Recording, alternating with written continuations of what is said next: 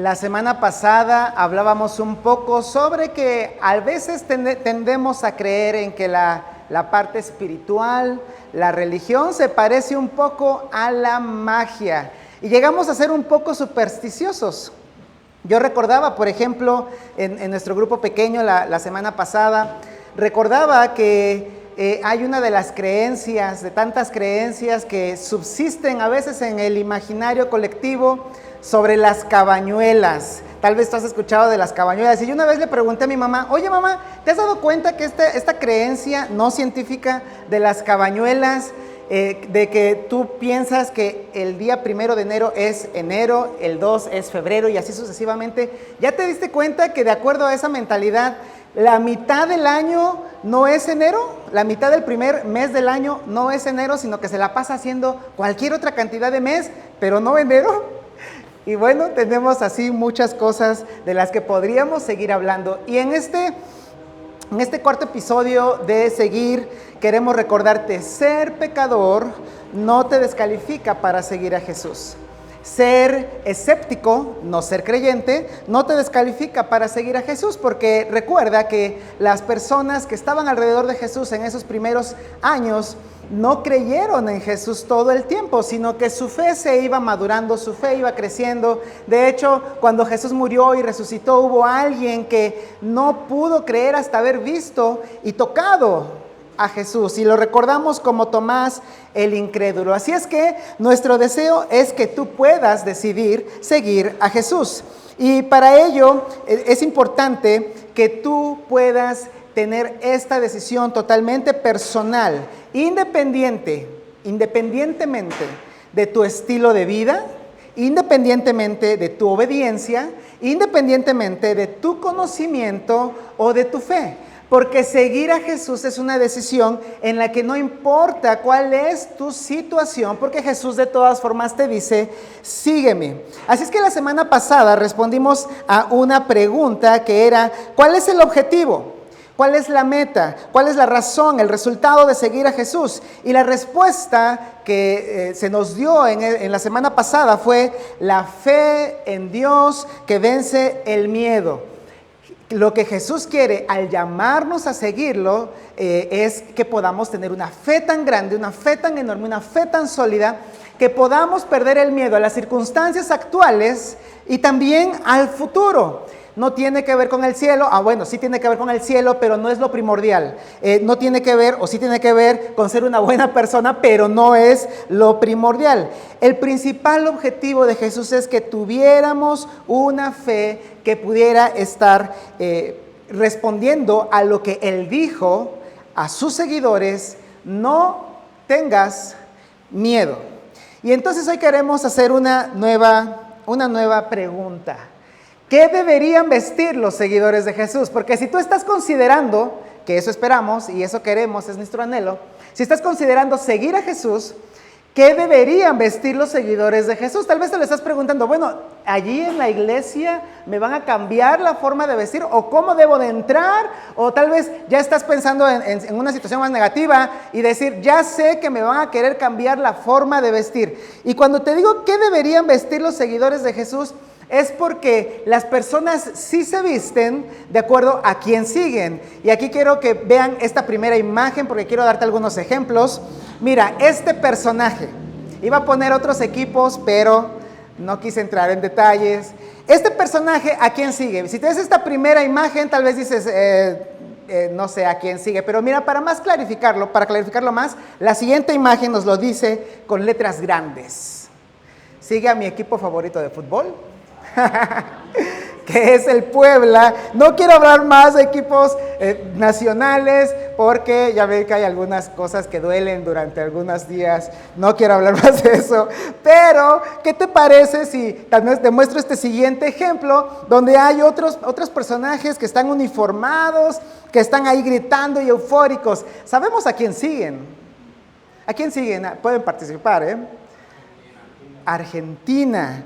Y cuando hablamos entonces de la religión, de las religiones del mundo, la vestimenta también nos dice a quién siguen las personas. Mira esta otra imagen. Yo sé que tú puedes saber a quién sigue la persona que puedes ver en esta imagen. Esta persona sigue al profeta Mahoma. Es alguien que sigue el islamismo. ¿Te das cuenta cómo la vestimenta sí tiene que ver con a quién sigues? Las personas que tal vez están viendo en este momento esas novelas turcas históricas y ya saben que cómo vestían antiguamente, ¿no? Es claro, es evidente. ¿Cómo podemos saber a quién siguen estas personas, todas vestidas de tonos naranjas y rojos? ¿A quién seguirán? A Buda. ¿Te das cuenta que religiosamente hablando sí podemos definirlo? Y estos tres que están, bueno, son más de tres, tal vez esta está más difícil. Ellos son seguidores de una religión relativamente nueva que está creciendo muchísimo, se llama Sijismo, y ellos siguen al gurú Nanak.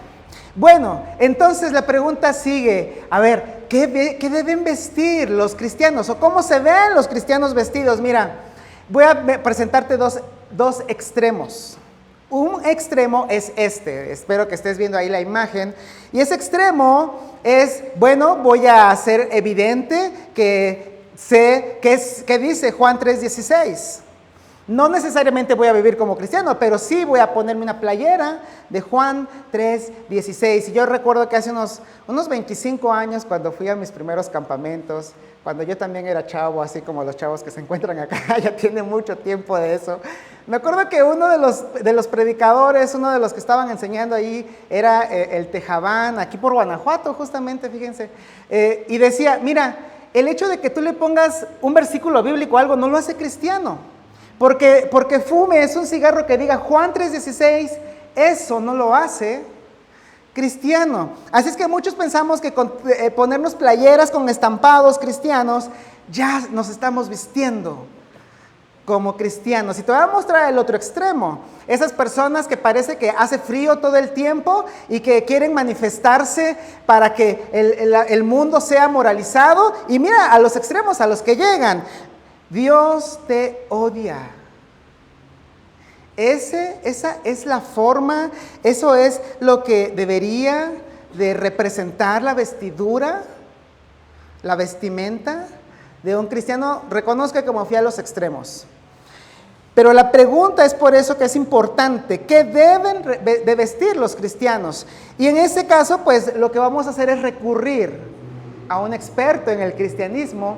Y no hablo de nadie de nuestros días, de nuestros siglos, ni siquiera de hace 200 o 300 años. Tenemos que irnos a hace 2000 años, con Pablo. Si tú ya sabes un poco de la historia de Pablo, recordarás que Pablo en un inicio no comulgaba con las ideas de Jesús, no quería ir con los seguidores de Jesús, estaba en contra, de hecho, de todo lo que tenía que ver con Jesús y su movimiento llamado iglesia, de tal forma que él entraba a los lugares de reunión de los cristianos. Si en este momento estuviera ese Pablo, entraría aquí y se llevaría de los cabellos arrastrando a las personas a la cárcel, y estarían sobre sus manos la sangre de muchos cristianos que quisieron seguir el modelo de Jesús. Y cuando Pablo se convierte en cristiano y decide seguir a Jesús, después de una experiencia muy personal que él tuvo con Cristo mismo en el camino a Damasco, te invito a que leas esto en el libro de Hechos, él entonces se da cuenta de cuál es la forma en la que se deben vestir los cristianos. Él va a esclarecerlo, pero para que tengamos un poco más de contexto, tenemos que remitirnos a Jesús mismo. Y Jesús mismo, cuando ha terminado prácticamente su ministerio, esos 3 años, aquí con 12 hombres que lo estuvieron siguiendo, que estuvieron a su lado, que comieron con él, que durmieron con él, que estuvieron desayunando con él, que pasaron un montón de situaciones con él. Hay una última cena, tú lo sabes, y Jesús les dice un poco algo que a ellos les va a consternar. Tengo que irme, y a donde yo voy, ustedes no pueden venir. Pero lo más importante que les entregó Jesús en ese momento fue un nuevo pacto y un nuevo mandamiento para su nuevo movimiento. Lo que te quiero decir es que Jesús no vino a traer una nueva religión al mundo. Jesús vino a hacer algo totalmente nuevo, un nuevo pacto con Dios, un nuevo mandamiento para un nuevo movimiento que es lo que hoy conocemos como iglesia. Y si tú ves a la iglesia y al cristianismo como religión, quiero invitarte a que tal vez cambies un poco tu perspectiva a través de esto que quiero mostrarte, que es justamente el nuevo mandamiento de Jesús. Y entonces, si vas allí a Juan capítulo 13, versículos 34, tú vas a ver allí cuál es el nuevo mandamiento de Jesús. Jesús, hablando con ellos, les dice: un mandamiento nuevo les doy. Tal vez ellos decían en ese momento: Jesús, ¿por qué nos das un nuevo mandamiento? No necesitamos uno más. Aquí tenemos más de 600 y pico de mandamientos. ¿Nos quieres dar uno más? ¿Sabes qué vamos a hacer? Tenemos un montón, lo vamos a poner en el mismo montón. Pero Jesús dice: miren, este mandamiento consiste en esto, que se amen unos a otros. Y tal vez ellos volvieron a pensar: a ver, Jesús, eso ya nos lo dijeron, es parte de nuestra ley, es parte de lo que está escrito en el Pentateuco, en los Salmos, en los profetas. Sabemos que nos tenemos que amar unos a otros. Pero Jesús les dice: a ver, esperen, todavía no termino. Que se amen unos a otros, pero así como yo los he amado, ámense también ustedes unos a otros. Eso es lo que hace nuevo a este mandamiento, que ames a las demás personas como Jesús te amó, si es que eres su seguidor. Él de hecho continúa diciendo, Jesús: en esto conocerán las demás personas, el mundo, tus vecinos, las demás culturas, todas las naciones, donde quiera que tú me vas, en esto conocerán todos que ustedes son mis discípulos, si se aman unos a otros. Y la palabra discípulo es una palabra que es un sinónimo de seguidor. Las personas van a saber que son mis seguidores si ustedes se aman los unos a los otros de la misma manera en la que yo los amé. Tal vez tenía que haber algunos ejemplos. ¿Recuerdas en nuestra primera emisión de esta serie, Seguir, cuando Jesús llamó a Mateo? Tal vez tenía que decirle a Mateo: Mateo, ¿te acuerdas cuando te llamé? ¿Te acuerdas que incluso se mencionó que siendo un cobrador de impuestos tienes una categoría de pecador todavía peor que los mismos pecadores? Tal vez todos los demás, como Pedro y Andrés, que ya estaban conmigo, dijeron: no podemos andar con un pecador porque él es más pecador que los pecadores, es un cobrador de impuestos. Y aún así te acepté, Mateo.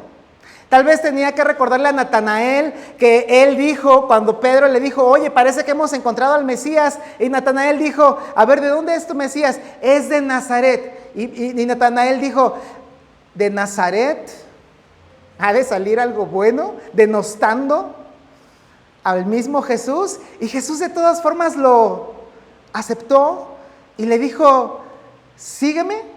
Tal vez tenía que recordarle a Pedro: Pedro, recuerda que hoy yo te voy a decir que me vas a negar 3 veces, y de hecho me vas a negar.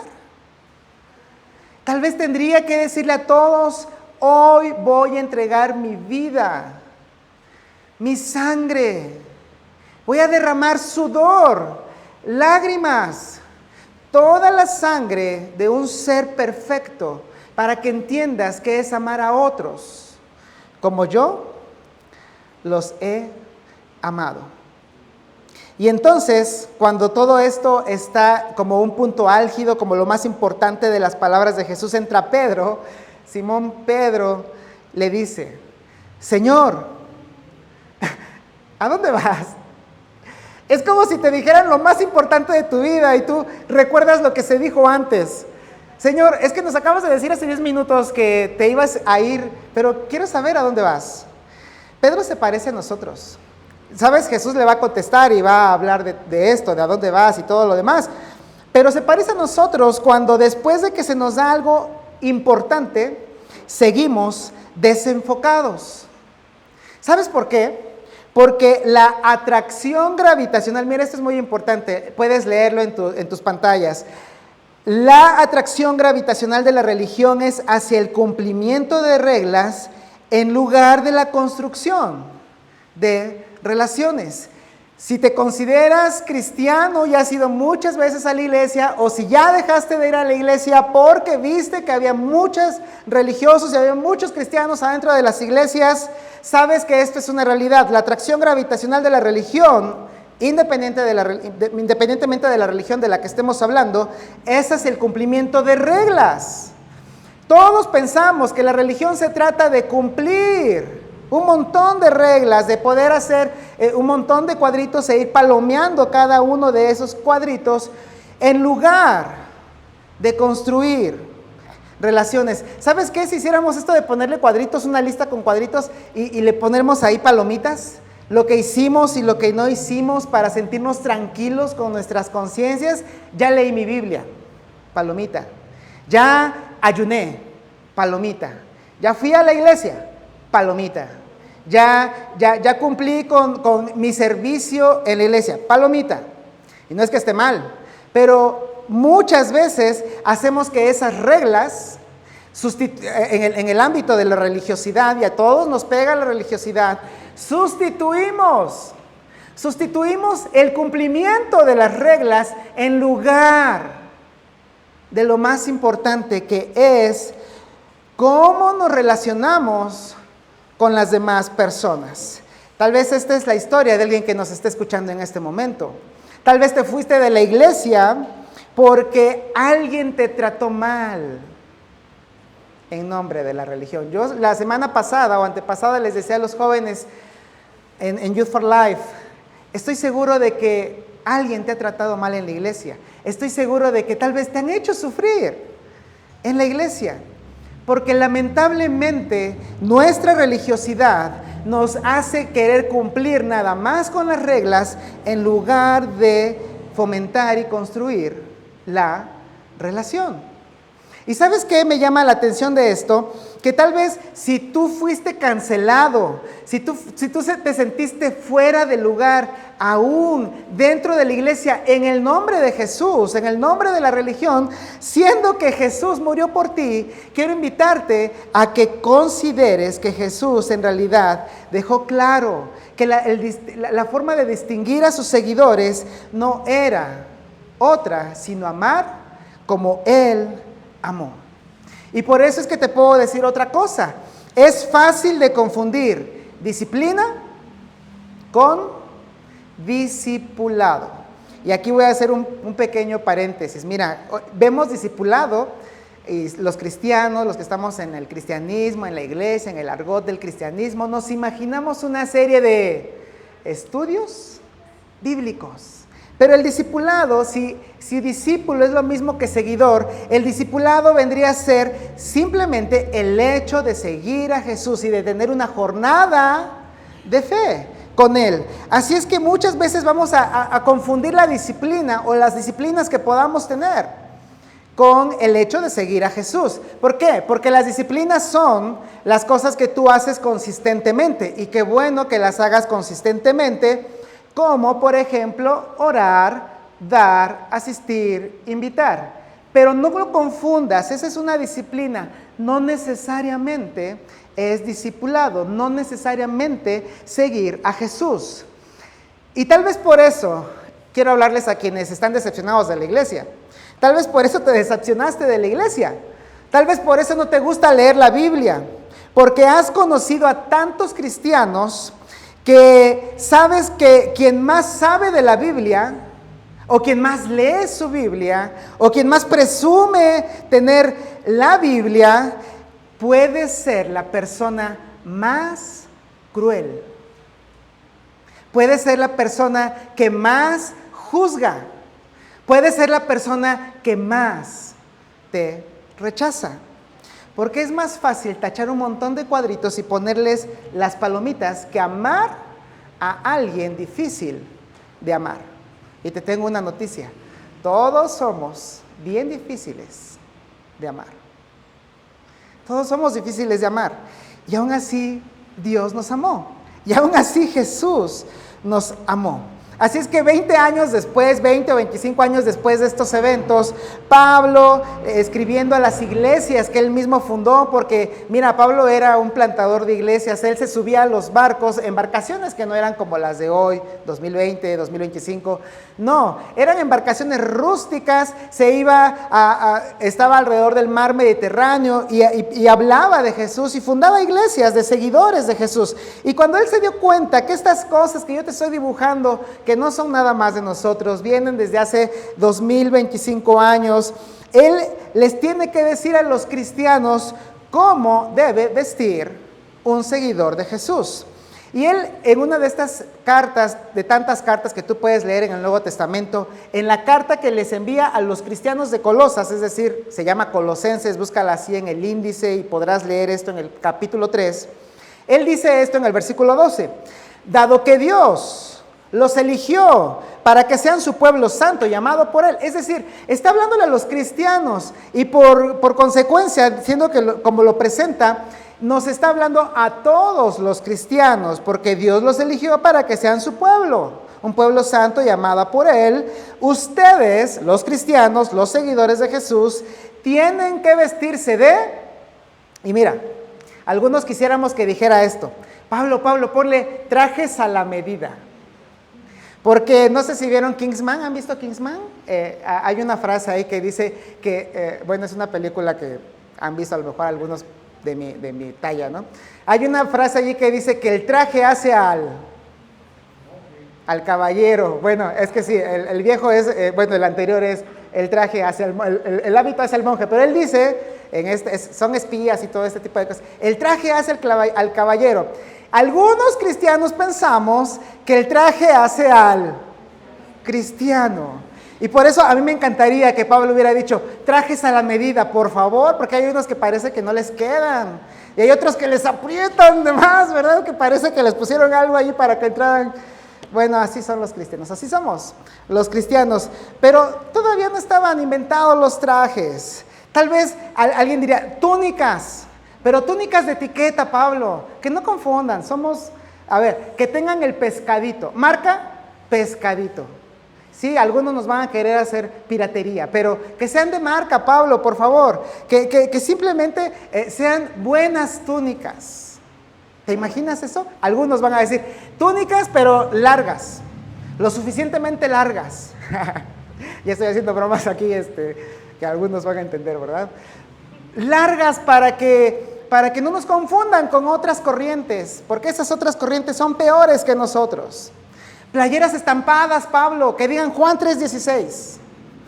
Playeras que tengan una frase bien matadora aquí en la espalda. Y los cristianos ya no dicen mentiras, antes las cantaban, ahora se las ponen en las playeras. Pero Pablo nos dice cómo debe vestir un cristiano, y él dice, dado que Dios los eligió para que sean su pueblo santo llamado por él, ustedes tienen que vestirse de tierna compasión. Si tú has leído la Reina Valera 1960, dice, entrañable misericordia. Amigos, la misericordia no es otra cosa que amar a la miseria, amar a quien no quieres amar, amar a quien consideras alguien que ni siquiera debería acercarse a ti. Y además no nada más debes de amarlo, dice Pablo, entrañable. Ese amor que surge de suena raro, pero de las vísceras. Porque en el contexto grecorromano y judío, las personas podían expresar que te amaban con las entrañas, con las vísceras. Todavía tenemos expresiones de ese estilo. No decían con todo el corazón, te amo con todas mis entrañas. Inténtenlo en casa con sus esposos o sus esposas, espero que no les vaya tan mal. Pero lo importante es que Pablo está diciendo que deberíamos amar de esa forma. Pablo nos quiere decir que deberíamos comprender, que comprendan los cristianos lo que los demás están pasando. Que no importa que lo veas deleznable, que lo veas como que no merece tu amor, que tal vez esa persona está experimentando cosas que tú no has experimentado, pero por favor, que pienses que podrías estar en la situación de esa persona, que trates de comprender que esa persona está experimentando algo diferente, que trates de comprender que esa persona sí se equivoca y que tal vez se lo advertiste, pero debes amarlo con tierna compasión. Eso es vestirse de tierna compasión, de entrañable misericordia. Y luego, además, dice Pablo, vístanse de tierna compasión, pero también vístanse de bondad. El domingo te recomiendo que veas mucho nuestra serie de paternidad en el siglo XXI. El pastor definió la bondad como prestarle a alguien tu fuerza en lugar de recordarle su debilidad. Eso es bondad. Porque tú podrías, tal vez con tus hijos, tal vez con alguien que está en una situación económica peor que tú, tal vez con alguien que está por debajo de ti, subrayarle su debilidad. Pero en lugar de eso, podrías también prestarle tu fuerza, ayudarle en algo que él no puede hacer, pero que tú sí, en algo que no está en sus manos, pero sí está en las tuyas. Amigos, eso se llama bondad. Y eso es lo que Pablo nos dice. Quiero que te vistas de bondad. Quiero que lo hagas porque es algo inusual. Es algo que la gente no usa. Es algo que la gente no se pone. Y luego continúa con esto, mira, humildad. Todos sabemos lo que es la humildad, al menos lo entendemos un poco. Y a veces pocos nos damos cuenta de lo que es la falsa humildad. Pero para poder entender esto, el contexto de esta palabra tiene que ver con la forma en la que nos relacionamos con los demás.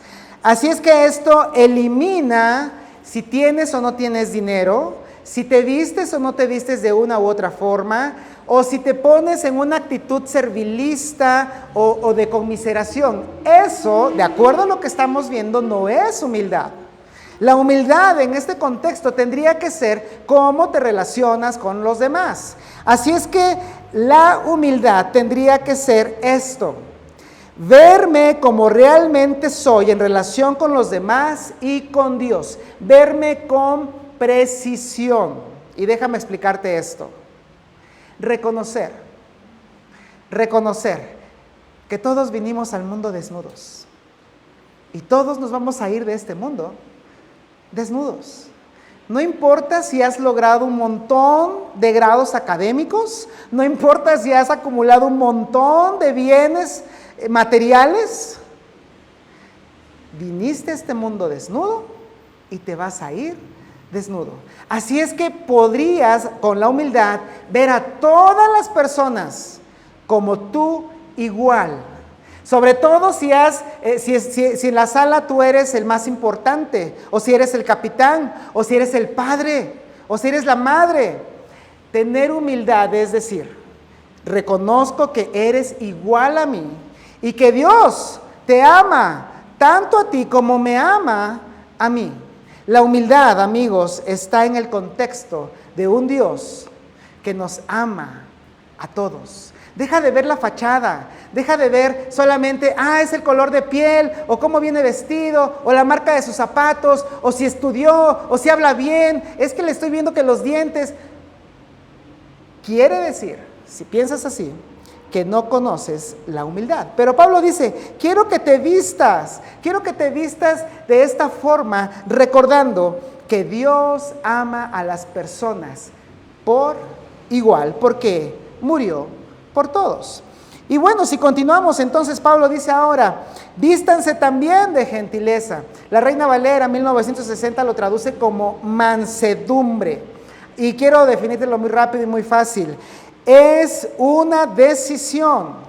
La gentileza o la mansedumbre es una decisión. La decisión de responder a cada uno según su estado, según su propia situación, su situación particular. No para presumir, no para tener condescendencia, sino simplemente para poder interactuar y relacionarse con amabilidad. Eso a veces nos cuesta a muchos. Y por eso es que cuando hablamos de la gentileza es como decir, mi relación contigo es más importante que impresionarte. Porque ¿sabes qué? Algunos podríamos llegar y mostrar credenciales. Mira, yo tengo esto y esto y esto. Y mira mis marcas o lo que sea. Por eso es que Pablo pide que las personas, los seguidores de Jesús, se pongan como vestimenta la gentileza. Porque esto es demostrar lo que Jesús dio en su nuevo mandamiento. Y luego la que nos cuesta más a todos, paciencia. La paciencia, amigos, es ir a la velocidad de la otra persona. Y aquí es donde muchos sufrimos. Y muchos sufren con nosotros. Porque mientras tú vas dando un paso o dos, personas que tienen más experiencia, personas que son más grandes, personas que tienen tal vez mayor estatus, ya dieron 4 o 5 pasos, ya se podrían haber adelantado. ¿Sabes qué? La paciencia es ir a la velocidad de la otra persona. Tal vez es la cosa más difícil que hoy te puedo pedir, pero Pablo nos dice que esta es la forma en la que podríamos ser conocidos, de acuerdo a lo que Jesús le dijo a sus discípulos.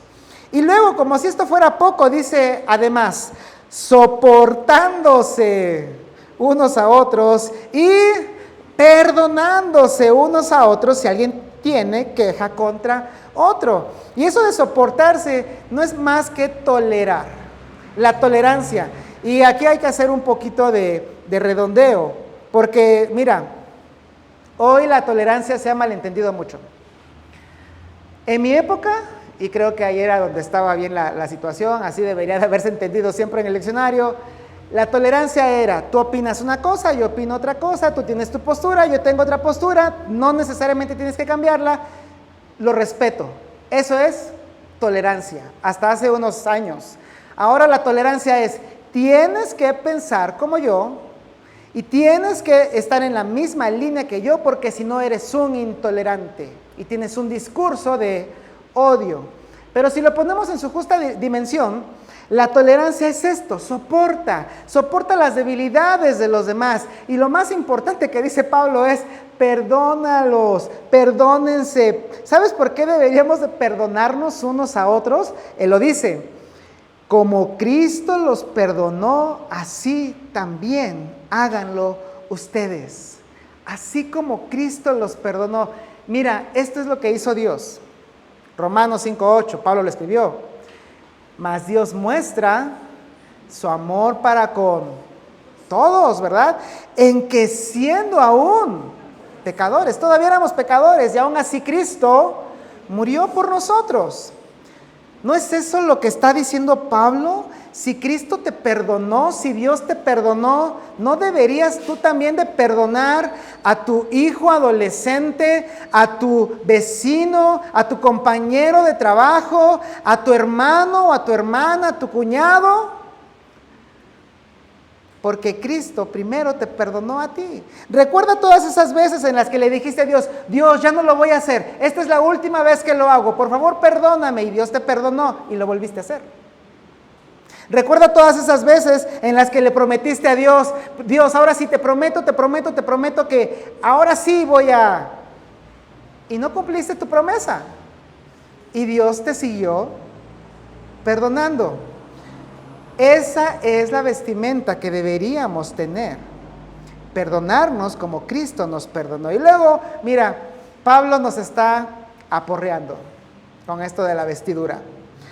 En el versículo 14, pero sobre todas estas cosas, es decir, como si fuera un abrigo, como si fuera el atuendo más importante, pero sobre todas estas cosas, vístanse de amor, que es el vínculo perfecto. De hecho, Pablo está diciendo, mira, esto es el resumen de todo lo anterior. Si tienes bondad, si tienes gentileza, si tienes humildad, si perdonas, si soportas, es decir, si tienes tolerancia, simplemente estás mostrando el amor con el cual te has vestido porque obedeces el nuevo mandamiento de Jesús.